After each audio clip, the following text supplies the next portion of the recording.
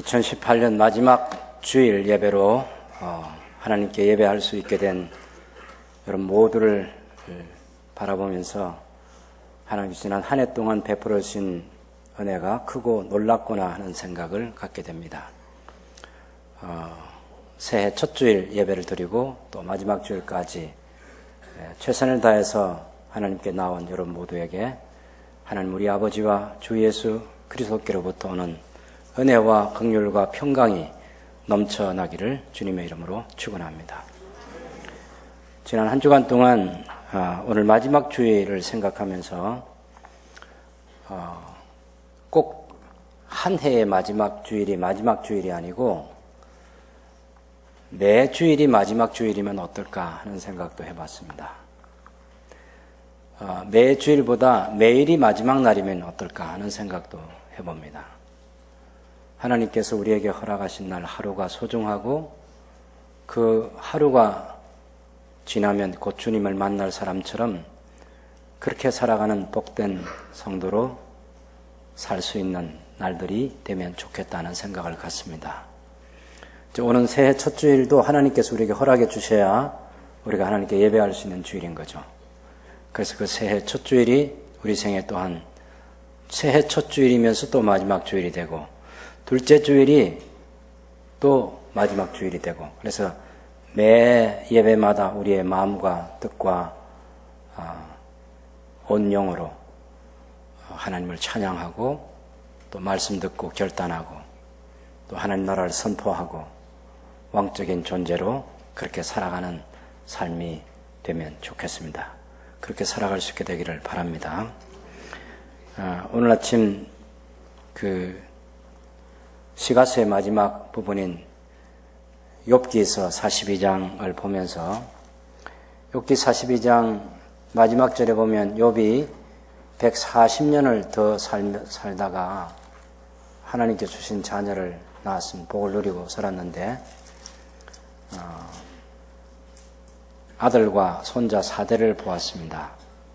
그리고 욥이 늙어 나이가 차서 죽었다. 천수를 누리고 죽었다. 이렇게 말하고 있는데 욥기의 결론은 욥기의 과정은 욥에게 있는 많은 고통과 괴로움이었지만 마지막은 행복이었습니다. 하나님께서 당신의 자녀들에게 주시고 싶어하는 것이 무엇인가? 복이라는 거죠. 복을 주시고 싶어한다. 그래서 사실 마태복음 5장, 6장, 7장에도 보면 하나님께서 특별히 그리스도 예수 안에 있는 사람이 복이 있다. 심령이 가난한 사람이 복이 있고 애통하는 사람이 복이 있고 또 마음이 청결한 사람이 복이 있고 긍휼히 여기는 자 복이 있고 참고 견디면서 인내하는 사람들이 복이 있고 그리스도 안에서 복이 있는 삶이 그리스도인의 인생이다라고 얘기해 주고 있습니다. 우리 계시록에도 보면 그런 복에 대한 얘기가 있습니다. 계시록도 여러분 1장부터 7가지 복이 있는데 1장 3절에 보면 이 예언의 말씀을 읽는 자와 듣는 자들과 그 가운데 기록한 것을 지키는 자들이 복이 있나니 때가 가까움이라 이렇게 말하고 또 계시록 14장 13절도 보면 또 내가 들으니 하늘에서 음성이 나서 가로되 기록하라 지금 이후로 주 안에서 죽는 자들은 복이 있도다 하심에 성령이 가라사대 그러하다 저희 수고를 그치고 시리니 이는 저희의 행한 일이 따름이라. 주님 안에서 죽는 자들이 복이 있다고 그랬습니다. 계시록 16장 15절도 보면 보라 내가 도적같이 어린 누구든지 깨어 자기 옷을 지켜 벌거벗고 다니지 아니하며 자기의 부끄러움을 보이지 아니하는 자가 복이 있도다 이렇게 얘기했습니다. 또 계시록 19장 9절 말씀도 보면 천사가 내게 말하기를 기록하라 어린 양의 혼인잔치에 청함을 입은 자들이 복이 있도다 하고 또 내게 말하되 이것은 하나님의 참되신 말씀이라. 어린 양의 혼인잔치에 참여한 자가 복이 있다. 계시록 20장 6절에 보면 이 첫째 부활에 참여하는 자들은 복이 있고 거룩하도다. 둘째 사망이 그들을 다스리는 권세가 없고 도리어 그들이 하나님과 그리스도의 제사장이 되어 1000년 동안 그리스도로 더불어 왕노릇하리니. 그래서 계시록 20장 6절에도 첫째 부활에 참여한 자들이 복이 있는 거죠. 그리스도 안에서 영원한 하나님의 나라에 들어간 사람들이 복이 있다고 말합니다. 계시록 22장 7절에 보면 보라 내가 속히 오리니 이 책의 예언의 말씀을 지키는 자가 복이 있으리라. 계시록 22장 14절에도 보면 자기 두루마기를 빠는 자들은 복이 있으니 이는 그들이 생명나무에 나아가며 문들을 통하여 성에 들어갈 권세를 받으려 함이로다. 그래서 이 두루마기를 빠는 큰 환난에서 핍박을 이겨내고 승리한 사람들을 가리켜 복이 있다 이렇게 말합니다. 제가 왜 계시록을 7번에 걸쳐서 복이 있다는 말씀을 가지고 이 계시록의 마지막 시간을 여러분과 나누려고 하느냐 하면 계시록의 분위기를 두려움과 공포 가운데 그렇게 계시록을 읽는 것이 아니고 계시록은 성부, 성자, 성령 하나님께서 주인공이고 그 성부, 성자, 성령 하나님께서 세우시는 교회가 이 역사의 중심에 있고 그 교회에게 영원한 하나님의 왕국을 선물로 주신다. 그 얘기를 하는 것이 계시록입니다. 우리가 마음과 생각이라는 듀티 교재를 가지고 창세기 1장부터 시작을 하면 3년 만에 오늘 같은 시간을 맞이하는 거죠. 지난 21일 동안 계시록을 한 장씩 묵상했고 오늘 전체를 한번 살펴볼 수 있는 기회가 주어졌습니다. 계시록을 완성된 하나님의 나라, 완성된 하나님의 왕국을 당신의 백성들에게 보여주고자 하는 것이 계시록의 절정이다라고 볼 수 있습니다. 클라이막스인 거죠. 하나님의 왕국. 우리가 하나님 나라라는 말보다는 이제 앞으로 우리가 성경을 읽을 때 하나님의 왕국이라는 표현을 쓰면 좋겠다는 생각이 듭니다. 이유는 나라를 구성하는 3가지 중요한 요소가 있어요. 하나는 주권, 국민, 영토. 이거 다 아는 거죠? 예. 그런데 주권이 누구에게로부터 나와요? 대한민국의 주권이 누구로부터 나옵니까? 국민으로부터 나오죠? 그래서 우리가 대통령을 세우기도 하고 또 대통령을 탄핵시키기도 하고, 그죠? 주권이 국민으로부터 나오기 때문에. 근데 하나님의 나라는 아니에요. 하나님의 왕국은, 하나님의 나라는 주권이 하나님께 있습니다. 그리고 단 한 번도 그 주권을 사람들에게 양도해 주신 일이 없습니다. 천지가 창조되기 이전부터 영원토록 주권은 하나님께 있습니다. 그래서 왕권이 국민들부터 오는 게 아니에요. 왕국은 왕권이 왕에게 있어요. 그래서 우리가 하나님의 나라도 물론 괜찮은 표현이긴 하지만 그것보다는 하나님의 왕국이라고 표현하는 것이 더 좋겠다. 예. 하나님의 왕국은 왕이신 하나님께서 통치하시는, 다스리시는 나라인데 왕의 백성들이 왕이신 하나님의 통치를 받으면서 하나님께서 주시는 삶의 필요와 평안과 기쁨을 누리는 나라. 그것이 하나님의 왕국이다. 그런데 그 하나님의 왕국의 완성된 그림을 이 계시록이 보여주고 있는 거예요. 그래서 계시록 마지막 부분을 여러분과 함께 나누면서 완성된 하나님의 왕국이라는 제목으로 생각해 보고자 합니다. 완성된 하나님의 왕국. 우리가 창세기 1장을 보면 하나님께서 천지 만물을 창조하시고 마지막에 사람을 하나님의 형상대로 만드셔서 그 사람에게 하나님이 창조하신 모든 피조세계를 다스리도록 그리고 그것을 통해서 얻을 수 있는 것들을 가지고 생존하도록 그렇게 하나님께서 복 주셨습니다.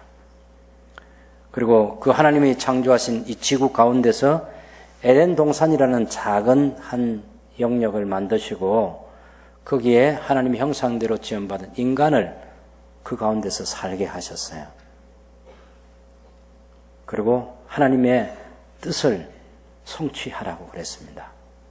생육하고 번성하고 땅을 정복하고 다스리고 땅에 충만하고 왕적인 존재로 살라는 거죠. 그런데 창세기 3장에 가면 그런 왕적 존재로 살아야 될 하나님 형상대로 지음받은 사람이 마귀의 유혹에 넘어가서 하나님 먹지 말란 열매를 따먹었어요.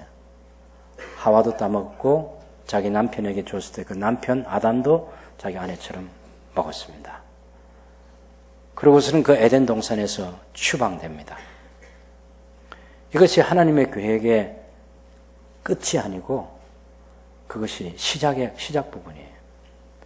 여러분, 우리가 생각할 때 에덴 동산이라고 하는 그 에덴 동산은 큰 무슨 나라가 아니에요. 한 지역이에요, 한 지역.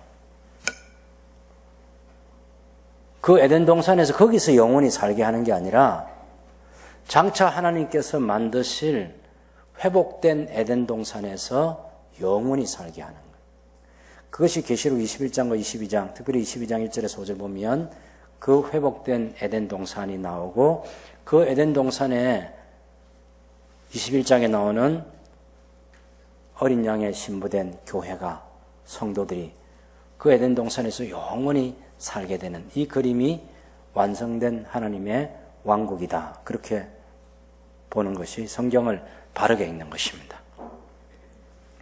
최초의 에덴 동산은 하나님의 왕국의 원형이고 원형 최초의 그리고 계시록 22장에 있는 1절에서 5절에 이 에덴 동산은 하나님 왕국 하나님 나라의 완성입니다. 완성.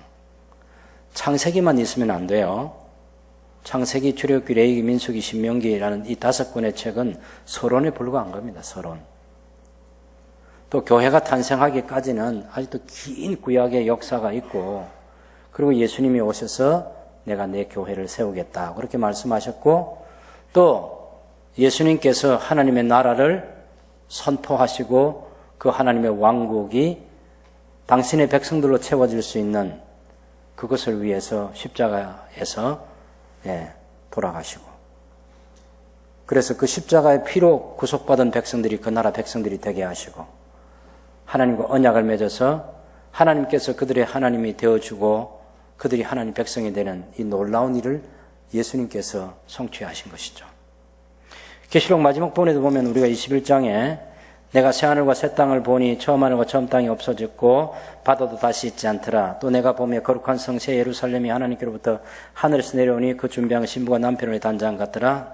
내가 들으니 보좌에서 큰 음성이 나서 이르되 보라 하나님의 장막이 사람들과 함께 있음에 하나님이 그들과 함께 계시리니 그들은 하나님 백성이 되고 하나님은 친히 그들과 함께 계셨어. 거기 하나님의 백성 또 그들의 하나님이라는 이 표현이 중요한 것이고 7절에도 보면 21장 7절에 이기는 자는 이것들을 상속으로 받으리니 나는 그의 하나님이 되고 그는 내 아들이 되리라. 하나님께서 아버지가 되고 교회가 하나님의 아들이 되는 하나님 자녀가 되는 이 거룩한 언약 공동체를 하나님 만드시기 위해서 역사를 주재해 가시는 거죠. 지금까지 하나님이 그 역사를 진행해 오셨습니다. 그리고 그 역사를 언젠가는 완성하게 될 것이고 그 나라에 당신의 백성들이 영원토록 살게 될 것이다. 이것이 성경의 마지막 책, 마지막 부분을 통해서 우리에게 큰 소망을 주려는 거예요. 성경 처음부터 끝까지 읽으면서 그 나라. 그래서 계시록 마지막을 읽을 때 거기 갑시다.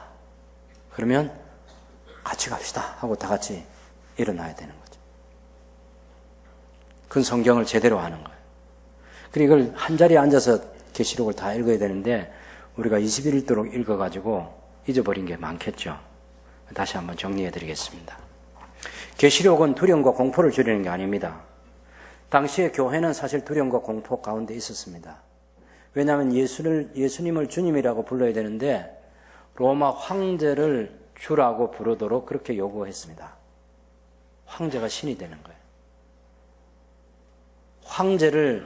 로마 제국 황제를 주님이라고 부르지 않으면 죽임을 당하거나 박해를 받게 되어 있습니다.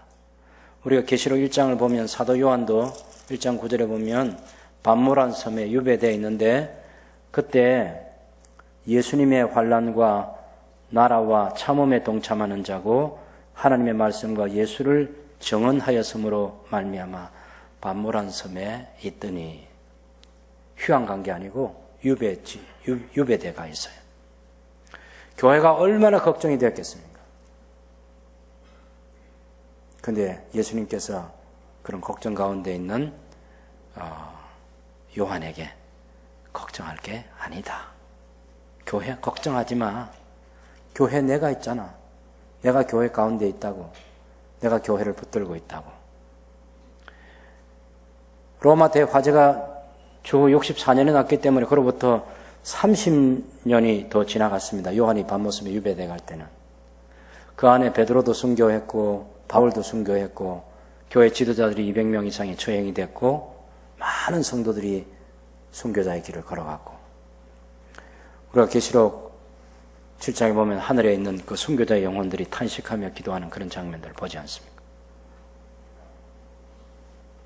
그 역사 속에서 요한이 에베소 교회를 목회하다가 지금 반모섬에 유배돼가 있어가지고 그 반모섬과 에베소로부터는 서남쪽으로 한 100km 정도 떨어져 있는 그런 곳인데 배를 타고 가면 한 14시간 정도 걸리는 길. 크지 않는 조그마한 섬입니다. 제국은 어마어마하게 큰 세상이고 교회는 그 세상 앞에서 너무나 초라하게 보이는 그런 때 걱정되는 교회를 향한 염려와 걱정이 요한의 마음을 가득 채우고 있을 때 주님이 나타나신 거죠. 교회 걱정하지 마. 교회의 현재, 교회의 미래 다 내 손 안에 있고 이 세상 로마 제국과 이 세상 모든 나라도 다 내 손 안에 있어. 하나님께서 그것에 대한 계획을 가지시고 두루마리를 하나님이 갖고 계시는데 그 두루마리에 그 봉인된 두루마리 속에 역사가 다 들어있어. 걱정하지 마. 그렇게 말씀하시는 거죠. 계시록을 장차 언젠가 나타날 그 미래에 딱 어느 한순간만 생각하고 야 그런 날 오기 전에 내가 죽으면 좋겠다 이렇게 생각하는 두려움과 공포심을 가지고 계시록을 읽는 것은 잘못 읽는 것입니다.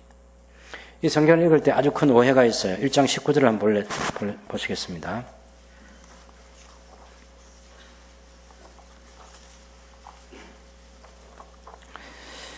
일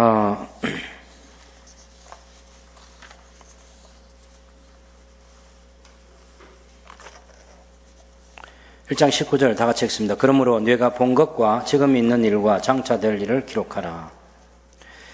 예, 그 계시록 1장 19절을 해석을 하고 1장 19절을 가지고 요한계시록을 도식을 만들고 하면서 요한계시록을 아주 이해할 수 없는 그런 책으로 때로는 두려움과 공포 가운데 읽을 수밖에 없도록 그렇게 만든 구절이 19절입니다. 19절이 잘못된 게 아니라 그것을 해석을 잘못한 거예요.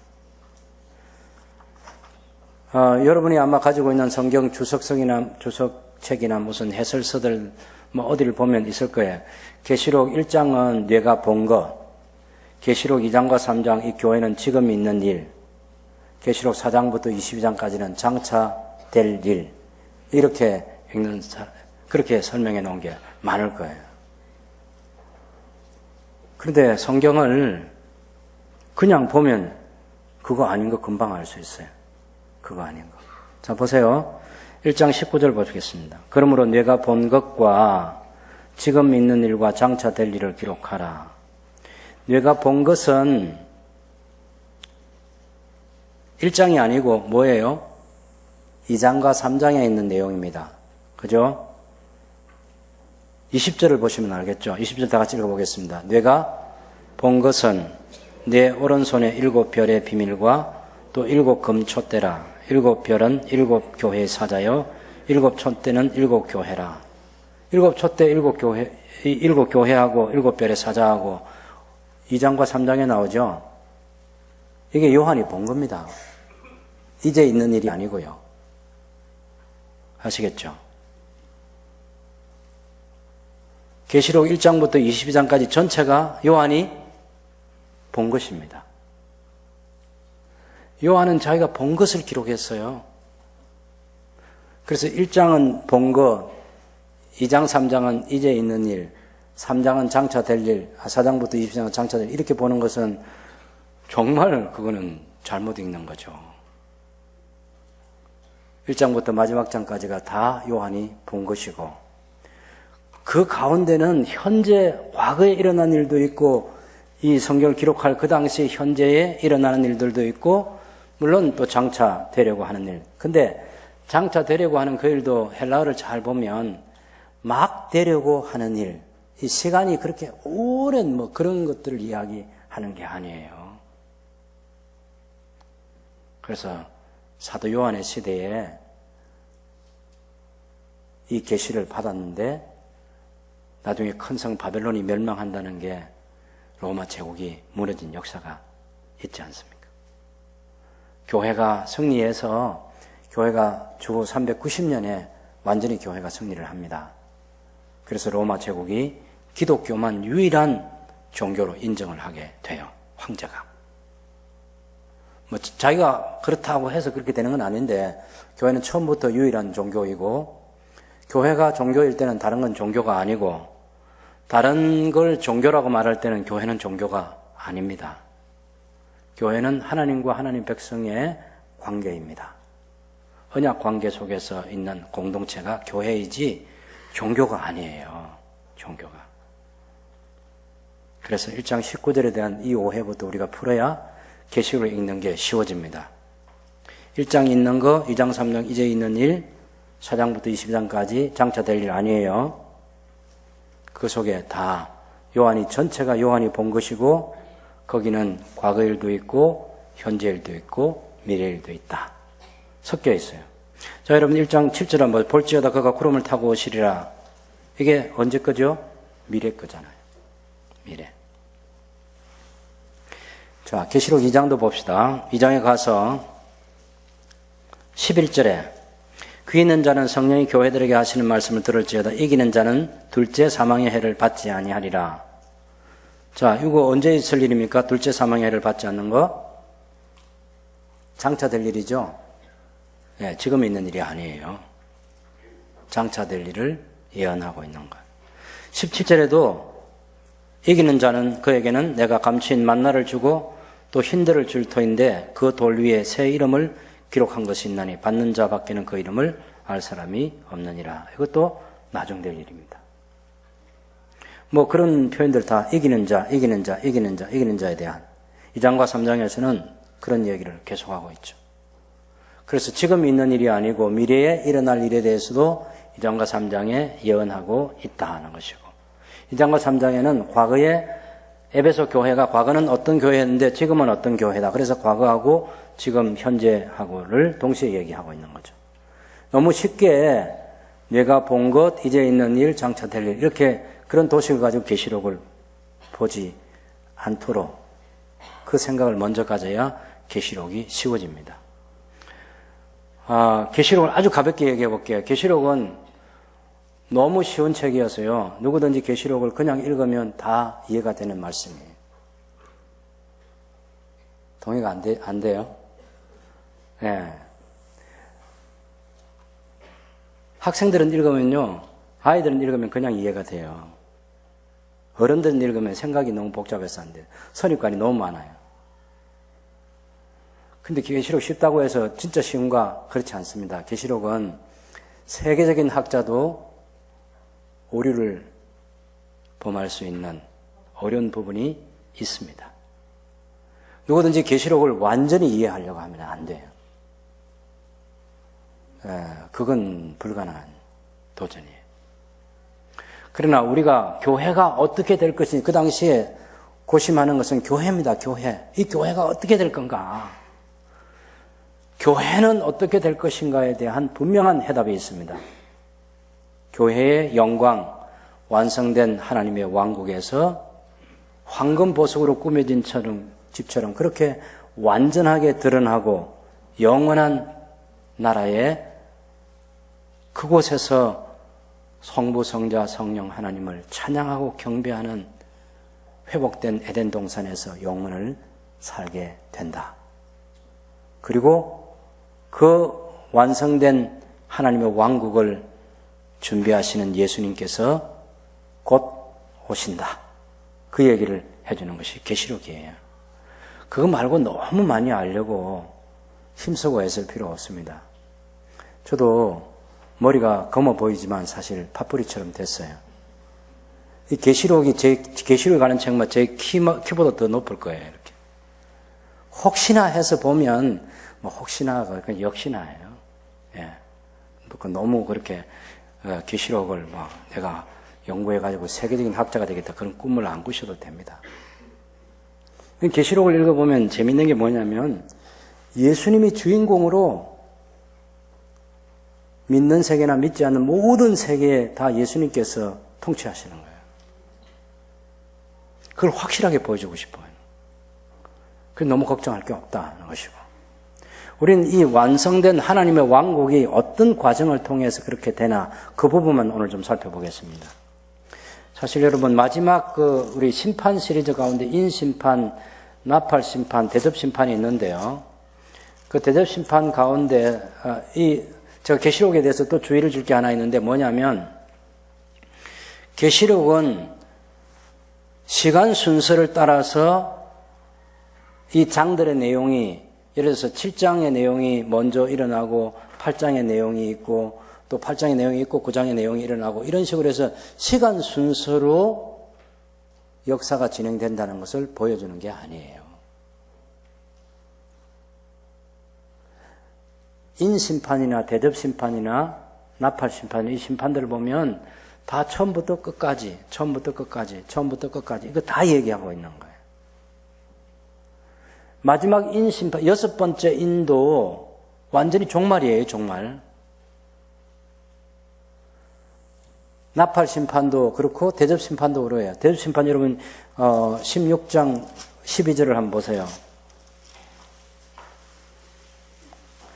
6째 천사가 그 대접을 큰 강 유브라데에 쏟았는데 개구리 같은 새 더러운 영이 용의 입과 짐승의 입과 거짓 선자의 입에서 나왔습니다. 그 새 더러운 영은 뭐냐면 귀신의 영인데 이적을 향하여 온 천하 왕들에게 가서 하나님 곧 전능하신 이의 큰 날에 있을 전쟁을 위해서 그들을 모으더라. 이게 최후 전쟁인 거 아시겠죠? 하나님과 한판 성을 한번 끝장을 내보자 이래서 전쟁을 벌이는 거예요. 그 전쟁이 일어나는 곳이 16절에 보면 새 영이 히브리어로 아마겟돈이라 하는 곳으로 왕들을 모으더라. 그 귀신의 영들이 아마겟돈, 아마겟돈을 헬라어로 하면 하르메기또. 예. 머깃도의 산입니다. 머깃도의 산. 너무 우리가 아마겟돈 공포 영화를 봐가지고 아마겟돈 하면 무시무시한 그런 생각하는데 그냥 머깃도의 산. 이스라엘은 갈멜산에서 내려오면 거기 이 이스라엘 평야가 있고 그 평야의 한쪽에 이제 그 머깃도가 있는데 이 머깃도의 주인이 이스라엘 평야를 차지하게 되면 이스라엘 평야가 어마어마한 곡창지대이기 때문에 누구든지 왕이 되면 그곳을 빼앗고 싶은 욕심이 있어서 전쟁을 일으켜가지고 거기 머깃도라는 그 도성이 주인이 많이 바뀐 곳이에요. 옛날 솔로몬도 그곳을 차지했던 적이 있어요. 그래서 그 전쟁이 많이 일어나는 곳에서 머깃도의 산에 이런 새 더러운 영이 세상 각처의 왕들을 모은다. 이게 상징적이지. 그 머깃도 조그마한 곳에 몇 사람 모이겠습니까? 그건 세계적인 전쟁이 안 돼요. 하나님과 전쟁을 벌이는 곳이에요, 여기가. 상징적이라는 거 아시겠죠? 네, 문자적으로 읽지 말아야 합니다. 그 다음에 17절부터 7째 천사가 대접을 쏟으니까 공중에 쏟는데 성전에서 보좌로부터 음성이 나서 이르되 번개와 음성들과 우레소리가 있고 큰 지진이 있어 얼마나 큰지 사람이 땅에서 있어 온 이래로 이같이 큰 지진이 없고 큰 성이 세 갈래로 갈라지고 만국의 성들도 무너지니 큰 성 바벨론이 하나님 앞에 기억하신 바 되어 그의 하나님의 맹렬한 진노의 포도주잔을 받았다. 그래서 각 섬도 없어지고 산악도 간데 없더라. 무게가 한 달란트라는 큰 우박이 하늘로부터 사람들에게 내려서 사람들이 그 우박의 재앙 것 때문에 하나님을 비방하고 그 재앙이 심히 컸다. 이렇게 말하는데 이게 큰 성 바벨론이 끝장이 났어요. 이것도 끝입니다. 끝. 최후 심판이에요. 16장 읽고 나서 17장 사건이 있는 게 아니고 16장 12절에서 21절까지를 잘 해설해주고 설명해주고 있는 내용이 뭐냐? 17장, 18장, 19장, 20장까지. 큰 성 바벨론이 멸망하는 거예요. 구체적으로 멸망하는 게 큰 성 바벨론을 누가 다스렸냐면 큰 음녀가 있고 17장에 보면 18장에 보면 17장 18절에도 내가 본 그 여자는 땅의 왕들을 다스리는 큰 성이라. 이 큰 성이 바벨론인 가시겠죠. 그 큰 성 바벨론이 결국 18절에 멸망하는 거예요. 화있도다 화있도다. 10절을 보시면요. 화있도다 화있도다 큰 성 견고한 성 바벨론이여 일시간에 내 심판에 이르렀도다. 물론 제 성경도 여러분 성경도 한 시간에 이렇게 되어 있지만 1시간, 2시간 그렇게 오해할까 봐서 옛날 개혁 성경대로 1시간, 순식간에 망하는 거 있잖아요. 1시간에 내 심판이 이르렀도다. 그리고 16절도 보면 화이또다 화이또다 큰 성이여 17절에 그러한 부가 1시간에 1시간에 망하였도다. 큰 성 바벨론이 망합니다. 이 큰 성 바벨론이 완전히 망합니다. 19절을 보면 티끌에 자기 머리에 뿌리고 울며 애통하며 외쳐리되 화이또다 화이또다 이 큰 성이여 바다에서 배부린 모든 자들이 너의 보배로운 상품으로 치부하였더니 일시간에 망하였도다. 21절에 한 힘센 천사가 큰 맷돌 같은 돌을 들어 바다에 던져 이르되 큰 성 바벨론이 이같이 비참하게 던져도 결코 다시는 보이지 아니하더라. 최후 심판이죠. 최후 심판. 6번째 대접심판과 7번째 대접심판을 잘 설명해 놓은 것이 17장부터 19장까지 계속됩니다. 한번 19장에 보십시오. 19장에 오면 19장도 그런데 큰 성 바벨론이 멸망을 하니까 하늘에서 뭐가 있었어요? 큰 음성이 있는데 할렐루야 여호와를 찬양하라. 구원과 영광과 능력이 우리 하나님께 있다. 자 보세요. 큰 성 바벨론이 지금 계속 교회를 핍박하고 괴롭혔죠. 큰 성 바벨론이 멸망하면 상대적으로 교회는 구원을 얻는 거잖아요. 영광 가운데 들어가요. 그래서 구원과 영광과 능력이 우리 하나님께 있도다. 그렇게 말하는 거예요. 그 하나님의 심판은 참되고 어려워서 그래서 할렐루야 하고 찬송을 부르는 겁니다. 두 번째 할렐루야 했는데 3절에 보면 연기가 세세토록 올라가는데 24장로 이게 24장로가 바로 교회죠. 교회. 네 생물이 엎드려 보좌에 앉으신 하나님께 경배하려되 아멘 할렐루야 하고 또 여호와를 찬양하라 하고 찬양합니다. 그리고 6절을 잘 보시면 내가 들으니 헛한 무리의 음성과도 같고 많은 물소리와도 같고 큰 우레소리와도 같은 소리로 이르되 할렐루야 주 우리 하나님 곧 전능하신 이가 통치하시도다 이렇게 되어 있어요.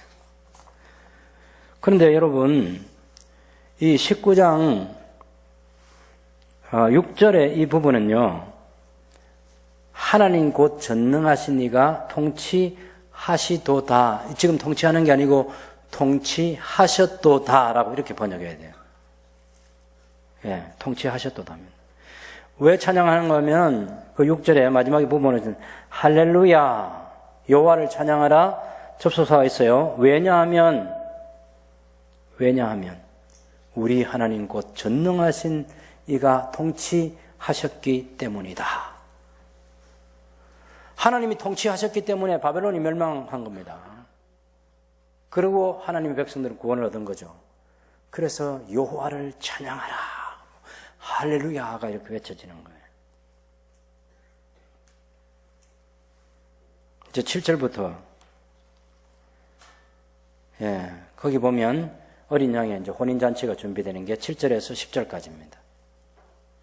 어린 양이 혼자, 그러면 우리가 생각할 때 이 큰 헌성 바벨론이 멸망하고 성도들이 구원을 받았잖아요. 어린 양의 혼인잔치가 준비되는 게 나중에 일어나는 일이 아니고 동시에 지금 일어나고 있는 거죠. 같은 그림을 보여주는 겁니다.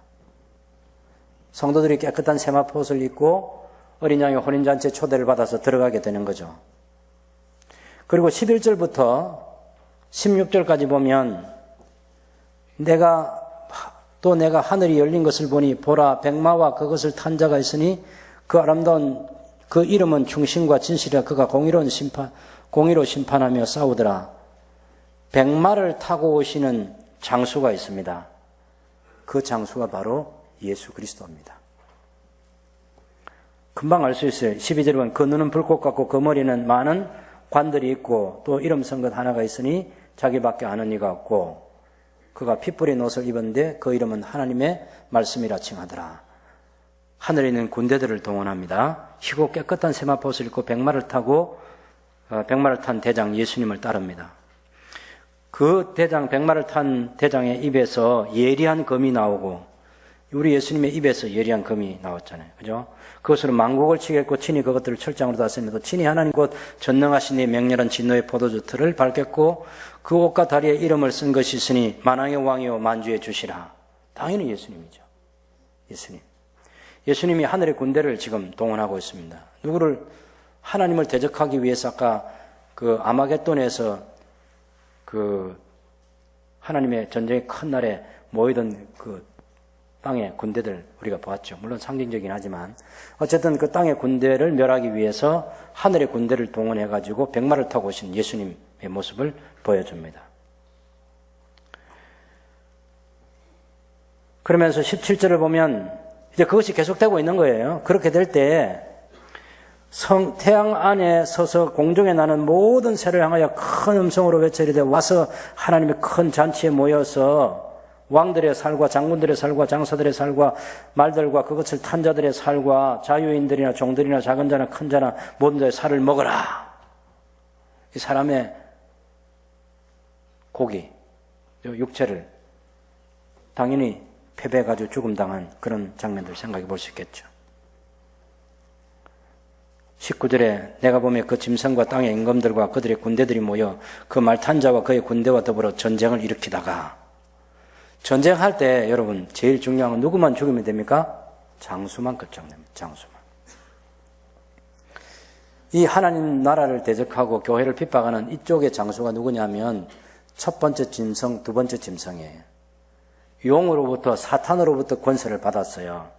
그게 세상 권력을 가진 자가 첫 번째 짐승이고, 두 번째 짐승은 그 권력을 가진 자를 경배하도록, 우상 숭배하도록 선전하고 있는 거짓 선지자입니다. 거짓 선지자. 이 첫째 짐승, 둘째 짐승을 딱 사로잡아가지고 지옥불에 던져넣는 거예요. 그렇죠? 20절은 짐승이 잡히고 그 앞에서 표적을 행하던 거짓 선자도 함께 잡혔으니 이는 짐승의 표를 받고 그의 우상에게 경배하던 자들을 표적으로 미혹하던 자라. 이 둘이 산채로 유황불 묻는 곳에 던져졌습니다. 그리고 전쟁의 결과가 21절에 그 나머지는 말탄 자와 입으로부터 나오는 금에 죽어서 모든 새가 그들의 살을 배불리 먹었다. 최후심판이 진행된 거예요. 최후심판. 예. 그 다음 이거하고 또 같은 그림이에요. 장면을 지금 보여준 장면을. 자, 이쪽에 만약에 16장 12절에서 21절까지 있는 일곱째 대접을 쏟은 그 최후심판 장면을 보여줬어요. 네, 또 계시록 17장 18장에서 또 큰 성 바벨론이 멸망하는 것을 보여줬어요. 그리고 19장에 와서 그 짐승, 그 땅의 세력들을 모아가지고 하나님과 큰 전쟁을 벌이는 두 짐승을 지옥불에 던져놓은 거야. 그 장면을 또 하나 보여줬어요. 그 다음에 또 다른 악의 세력이 있죠. 가장 힘 있는 권세를 가진 자, 사탄. 이 사탄이 어떻게 되는가 하는 것을 20장에서 보여주는 게 20장 1절에서 10절까지 그 사탄이 또한 불못에 들어가는 장면이에요. 시간의 연속성에서 보면 안 됩니다. 사건을 지금 보여주는 사건의 순서. 이런 사건을 한번 보여주시고 저런 사건의 장면을 보여주고 최후 심판 때에 어떤 일들이 있는가를 지금 계속 보여주고 있는 거예요. 이 장면에서 지금 보여주고 있는 겁니다. 그래서 20장 잡으시면 내가 보면 천사가 무저갱의 열쇠와 큰 쇠사슬을 그의 손에 가지고 하늘로부터 내려와서 이게 우리가 아까 그 19장 20절에는 짐승이 잡히고 거짓은 잡혀서 지옥에 들어가고 나서 그 다음 순서로 또 천사가 와서 용을 결박해가지고 쇠사슬에 막 묶어가지고 1000년 동안 무저갱에 던져놓고 이렇게 보면 안 된다 그 말이에요. 두 짐승, 그죠? 첫 번째 짐승과 두 번째 짐승인 거짓 선자를 지옥불에 던져놓고, 그리고 이제 용은 운명이 어떻게 되는가 하면, 용도 이미 결박되어 있어요. 그럴 때 우리가 지금 상상하면 안 되는 게, 우리가 지금 철물점에 가서 살 수 있는 쇠사슬 있잖아요. 그 쇠사슬을 천사가 가지고 와가지고 마귀를 막 이렇게 동요 매면 묶이고 하는 이런 그림으로 보면 안 돼요. 용은요, 사탄은, 천사는, 옛날 천사가 그랬잖아요. 몸이 없어요. 어디를 맬 겁니까? 영적 존재인데.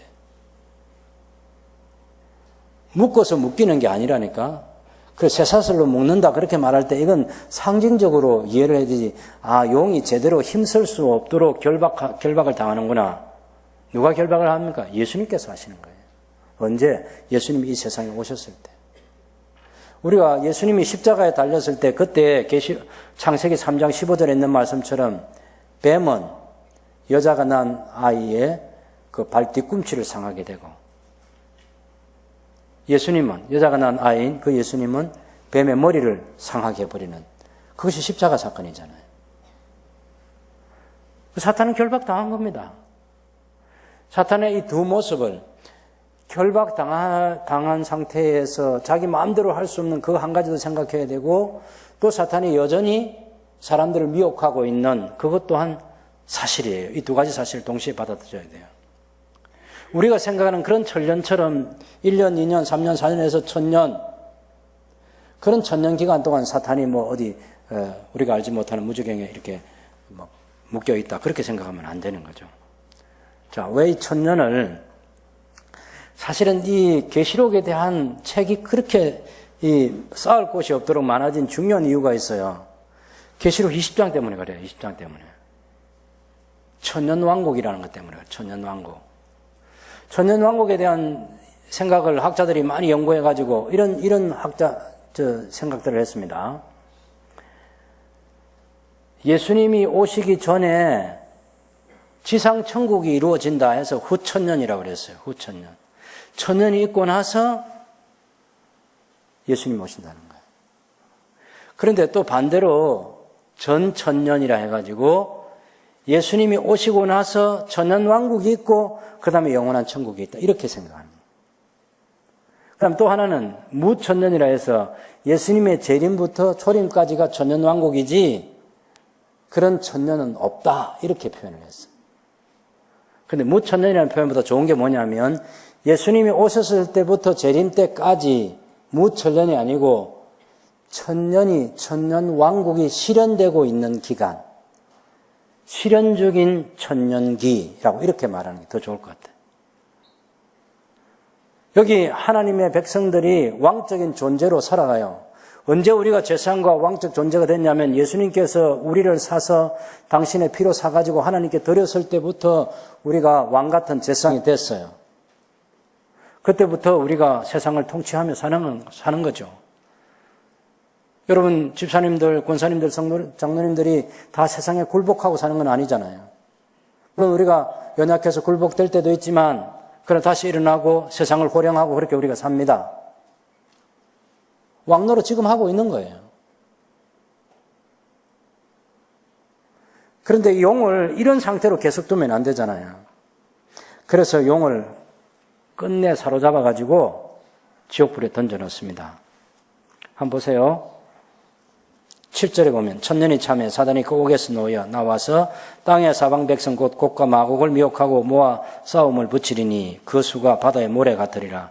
이거 아까 아마겟돈에 모으는 것 전쟁하고 그 같은 거죠. 16장 마지막에. 이 에스겔서 37장에 보면 이 곡과 마곡의 전쟁에 대한 그런 내용이 나옵니다. 이제 그런 표현들을 빌려서 종말에 하나님을 대적하는 이 큰 전쟁이 있게 될 때 어떻게 하겠는가, 어떻게 되는 그걸 보여주는 거예요.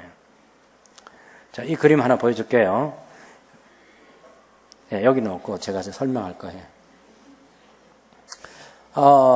무슨 그림이냐면 이사야 선지자 때, 히스기야 왕 때 사네립 아수르 황제 사네립이 군대를 18만 5천 명의 군대를 동원해 와서 예루살렘을 포위했습니다. 그때 사네립은 어디 있었습니까? 예루살렘에 오지 않았습니다. 예루살렘에는 랍사게하고, 그죠? 두 장수를 보냈어요. 자기는 멀리 사령부에서 이 두 장수에게 군사를 딸려 보내가지고 예루살렘 포위해서 지금 히스기야 왕을 협박하고 있는 거예요. 그 그림하고 지금 이 요한계시록의 이 그림하고 비슷한 그림이에요. 용은 말이죠. 직접 전쟁에 참여 안 하고 딱 뒤에 있다가 두 짐승, 첫 번째 짐승, 두 번째 짐승을 통해서 교회를 핍박하는 일을 합니다. 자기는 배후 조종자로 딱 있는 거예요.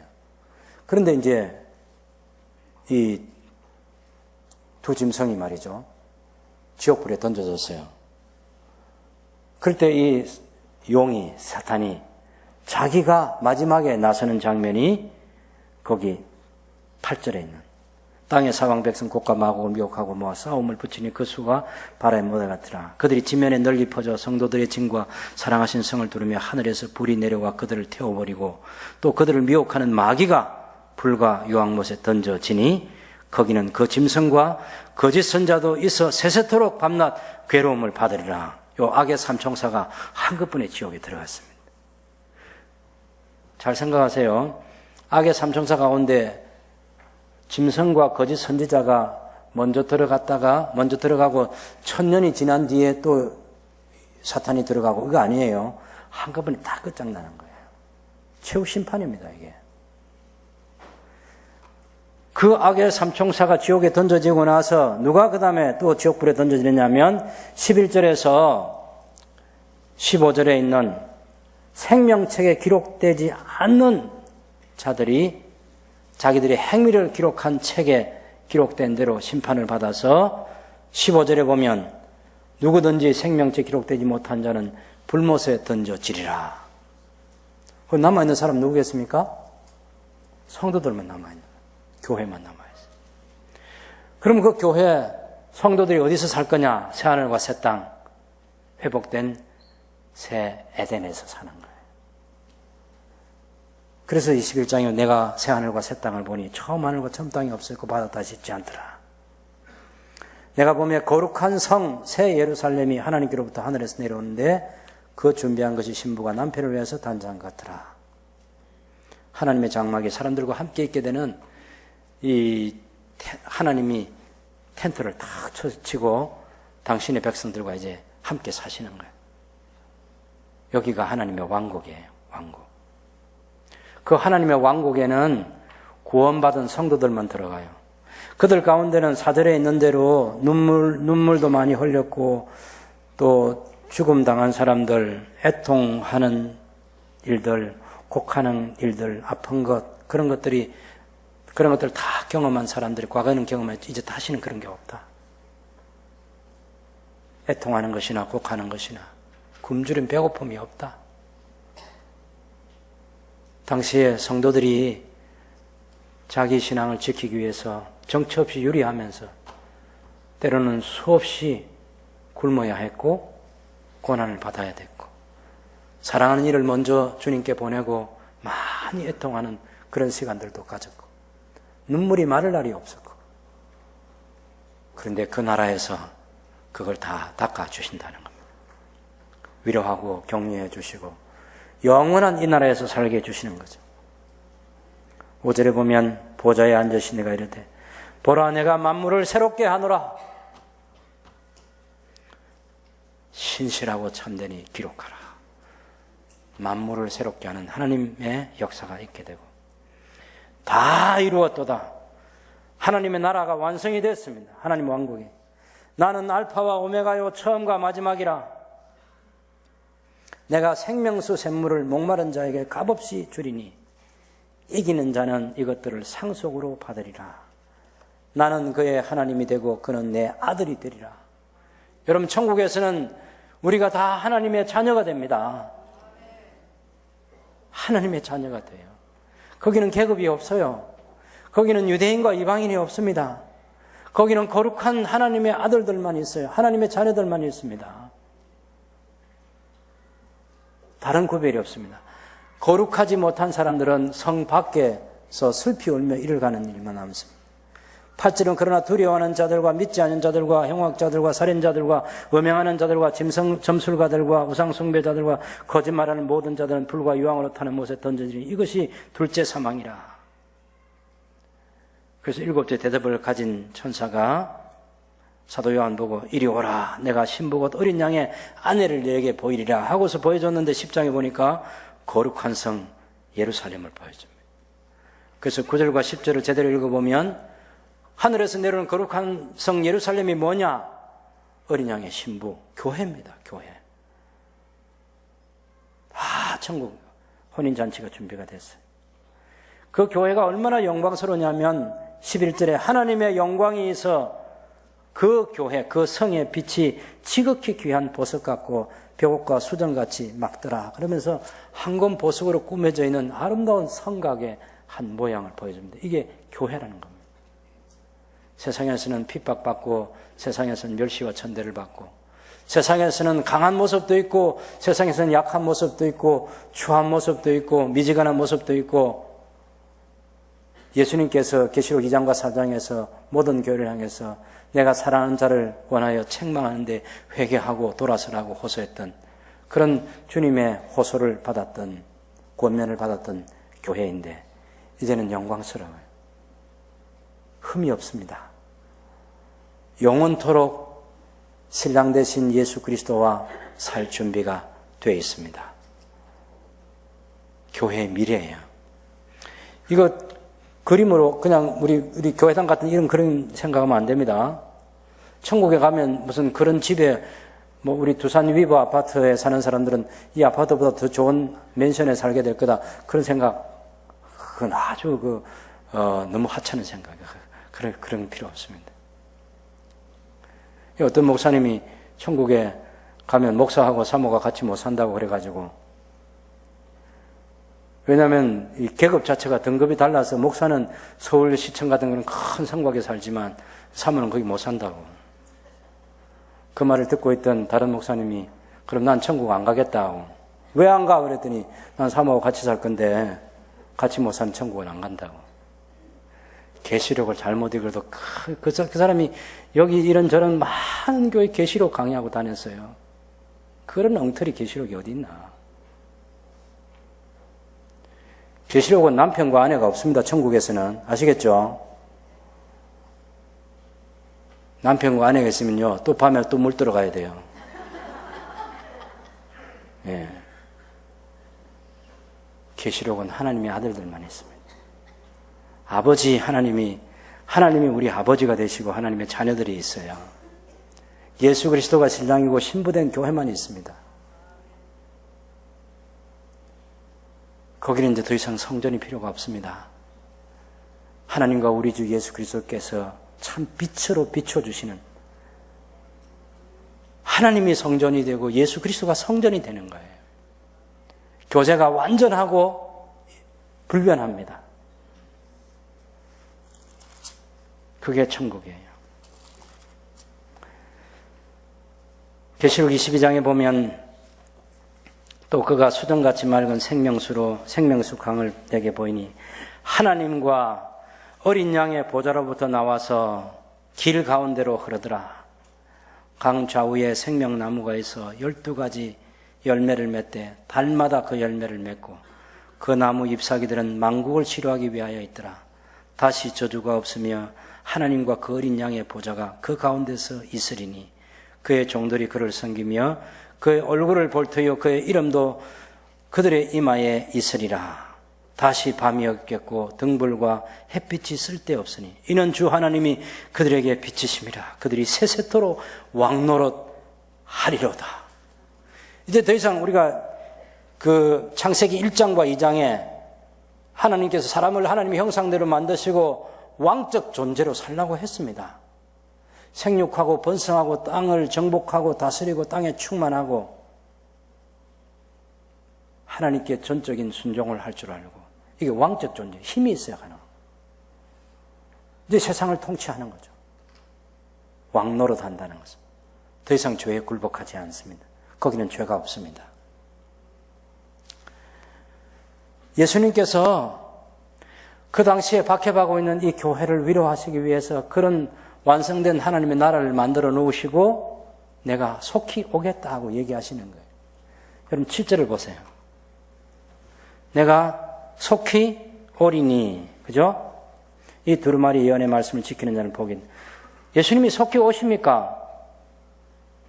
속히 우리가 볼 때는 속히 오시는 거죠. 왜? 거기 계시니까. 우리 사도신경 신앙 고백할 때 거기로부터 예수님이 오시는 거죠. 부활 성천하신 예수님께서 거기로부터 오시는 거예요. 그래서 이것은 예수님이 내가 속히 오겠다 예수님 그렇게 말씀하신 것이 아니고 예수님은 내가 속히 간다 이렇게 얘기한 거예요. 이 번역할 때 잘못 번역한 거예요. 내가 가고 있다 곧 갈 것이다 이렇게. 이 엘코마이라는 이 현재형 이 단어는 현재와 미래를 동시에 얘기하고 있어요. 그런 번역이 내가 가고 있어 곧 갈 거야 그 말이에요. 12절에도 내가 속히 오리니가 아니고 내가 갈 거야. 내가 가고 있어. 내가 곧 갈 거야. 그리고 내가 갈 때 내가 줄 상을 가지고 내가 가서 각 사람에게 그가 행한 대로 내가 상을 주겠다. 이렇게. 지금 예수님이 가겠다고 지금 요한에게 얘기하는 거예요. 그 말씀을 누가 듣고 있어요?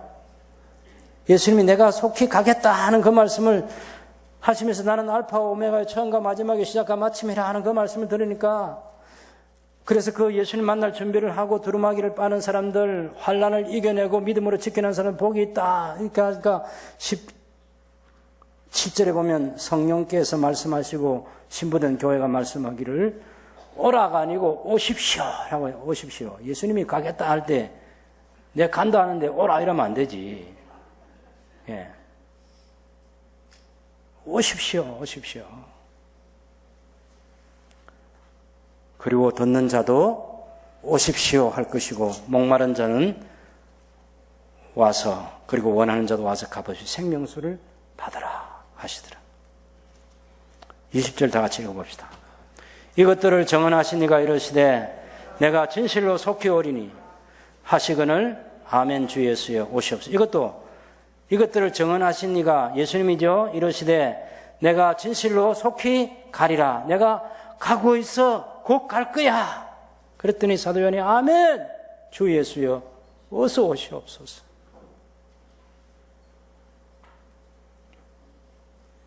이 예언의 말씀에 대한 올바른 태도를 가지고 우리가 살아야 되겠습니다. 18절과 19절 다 같이 읽겠습니다. 내가 이 두루마리의 예언의 말씀을 듣는 모든 사람에게 정언하노니 만일 누구든지 이것들 외에 더하면 하나님이 이 두루마리에 기록된 재앙들을 그에게 더하실 것이요 만일 누구든지 이 두루마리의 예언의 말씀에서 제하여 버리면 하나님이 이 두루마리에 기록된 생명나무와 거룩한 성의 참여함을 제하여 버리시리라. 한 말씀도 더하거나 빼지 말고 계시록에 있는 완성된 하나님의 왕국에 대한 이 말씀을 그대로 붙들고 우리 시대의 신앙을 지켜내야 되겠습니다. 승리하시기를 바랍니다. 우리 천국에서 다 같이 만납시다. 옆 사람과 한번 해보시죠. 거기서 같이 만납시다.